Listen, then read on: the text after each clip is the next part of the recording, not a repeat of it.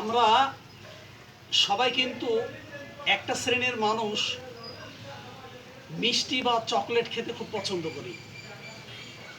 তো বিষয়টা হচ্ছে চকলেটটা খুব টেস্টি, মিষ্টিটা খুব আমাদের প্রিয়, কিন্তু আমাদেরকে সবসময় মাথায় রাখতে হবে মিষ্টি একটা বডির জন্যে বড় ক্ষতিদায়ক খাবার। তো এই থেকে আমাদের রেকটামে অর্থাৎ পাছাতে বা এক ধরনের জামা কিড়িমি হয়। এই জামা কিড়িমিতে কিন্তু একটা বড় ধরনের অসুবিধা। রাস্তাঘাটে পাছা চুলকাতে পারে, ব্যবসা করতে গেলে চুলকাতে পারে। এতে ছেলে মেয়ের কোনো ব্যাপার না, সবারই হতে পারে।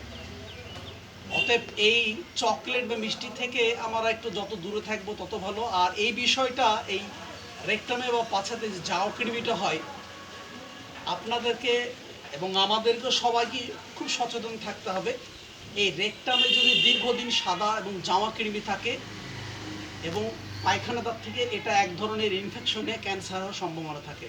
তাহলে আপনারা মিষ্টি খাওয়া থেকে একটু সাবধান থাকুন, আর এই জামা কিড়িমি থেকে সাবধান থাকুন। এর নিরাময় সহজ উপায় বিভিন্ন রকম মেডিসিন আছে। তো আমি হোমিও ডাক্তার, কয়েকটা ওষুধ বলে দিন। ইগনেশিয়া 200, সিনা, মোটামুটি এই ধরনের আরও অনেকে ওষুধ আছে। দুটো ওষুধ বলে দিলাম। আপনারা সাবধান থাকুন, ভালো থাকুন এবং জামা কিড়িমি থেকে বিরত থাকুন।